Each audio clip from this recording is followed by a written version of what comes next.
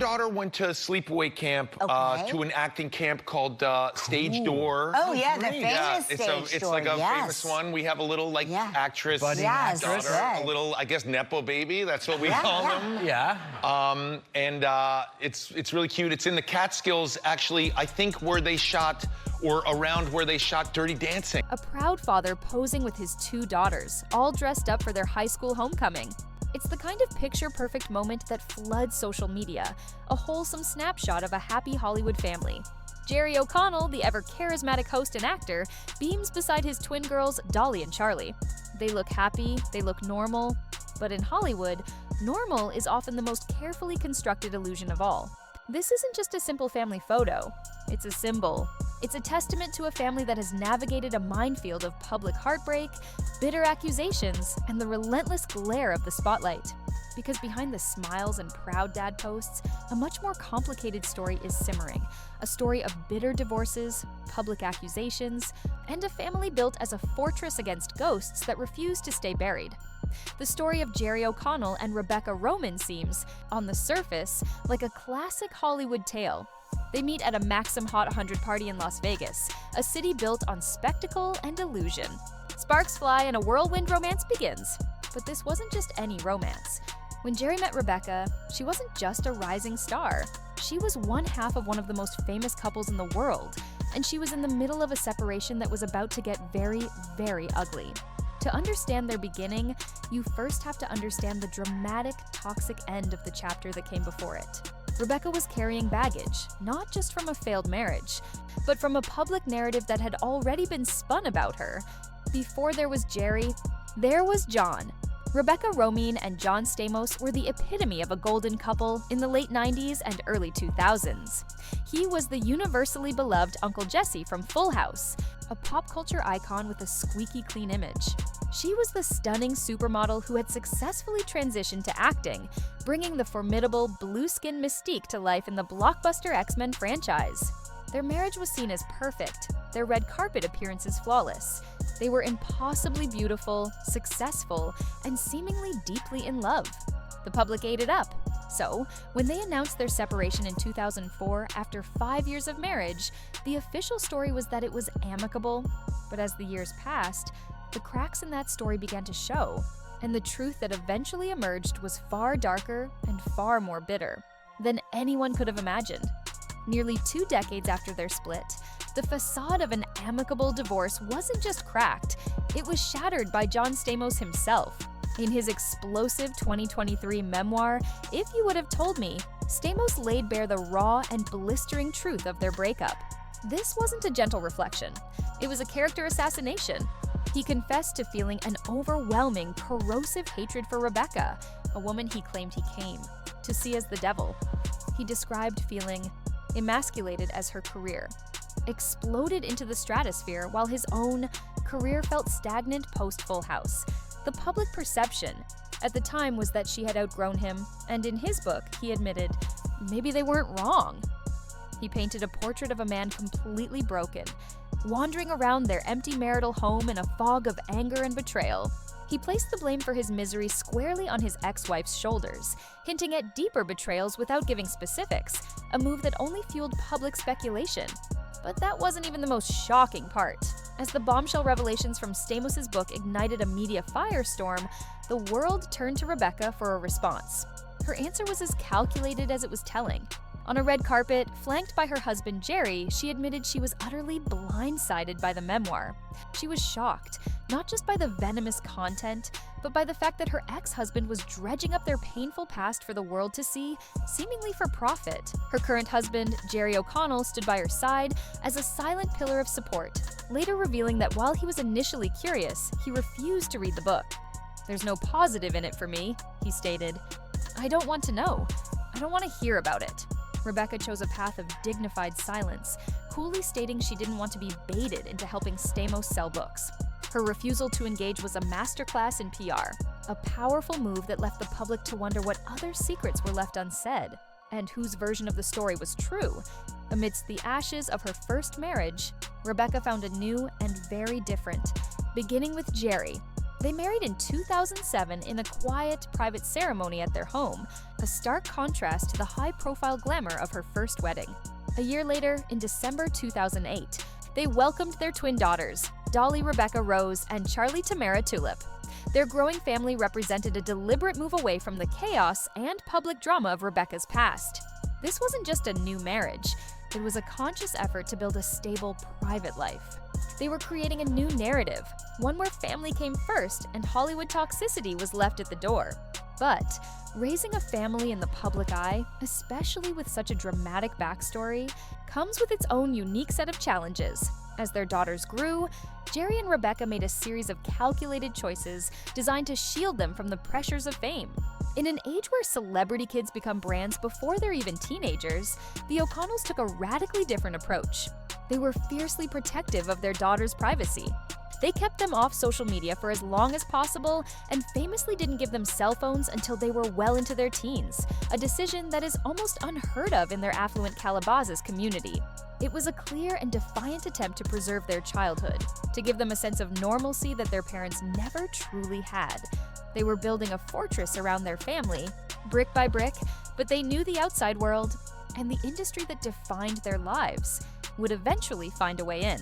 The term nepo baby has become one of the most loaded phrases in Hollywood, a source of endless debate and bitter controversy.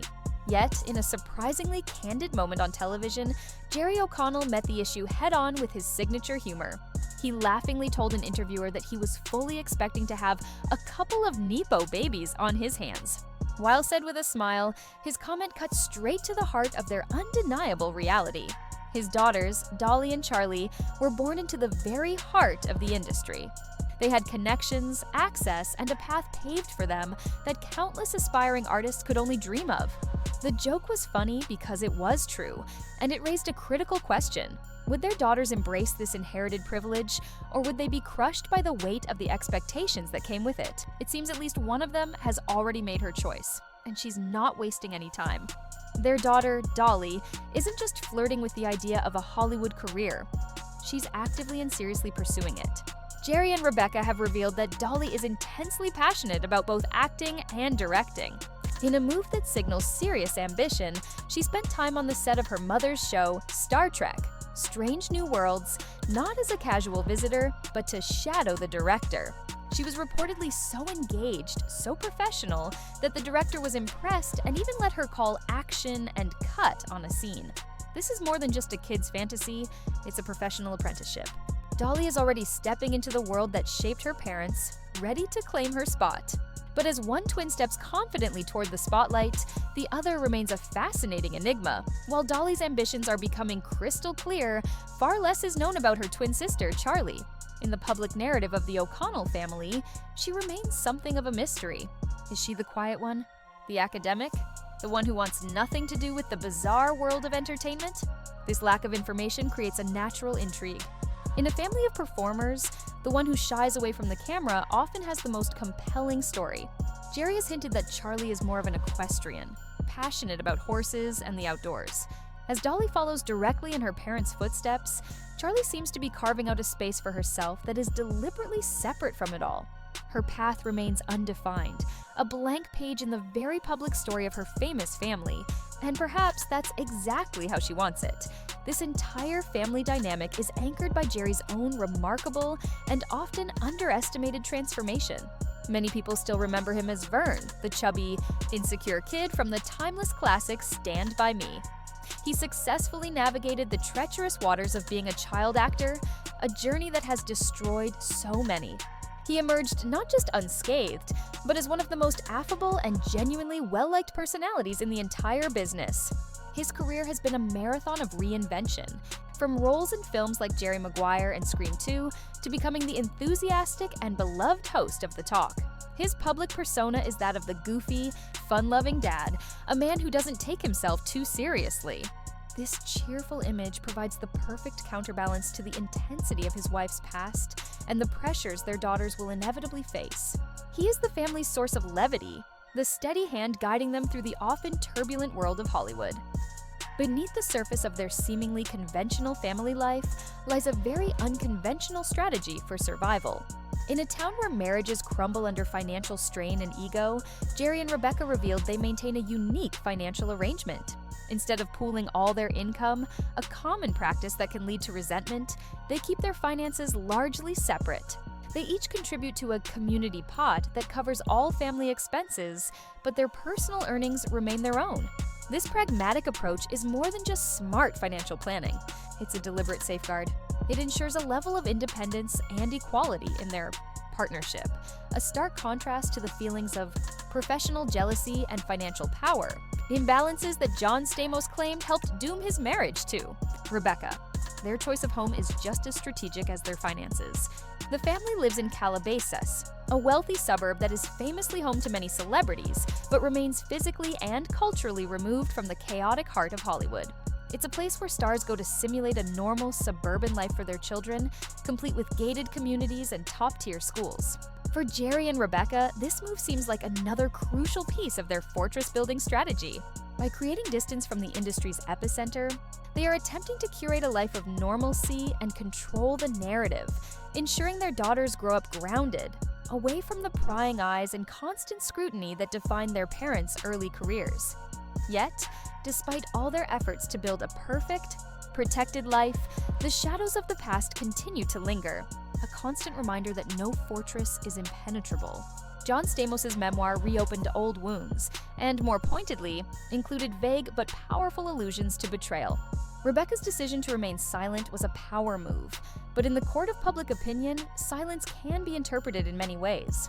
Is it an admission of guilt or a dignified refusal to engage in a messy public feud? The unanswered questions hang in the air. What really happened at the end of her first marriage? And how does that unresolved history square with the idyllic family image she and Jerry have worked so hard to create? It's a potent reminder that in Hollywood, your past is never truly in the past. So, when you look at that homecoming photo again, you see more than just a father and his daughters. You see the culmination of a decade and a half of careful planning, fierce protection, and a conscious effort to build something real in a world that is so often fake. That smiling picture is a symbol of a family that has weathered storms, public divorces, career highs and lows, and the constant crushing pressure of the spotlight. It represents a victory of sorts. But as Dolly and Charlie stand on the precipice of adulthood, one poised to enter that same world, and the other perhaps seeking an escape, the final chapter of this family's story is yet to be written. The real question is whether the fortress their parents so carefully built will be enough to prepare them for what comes next.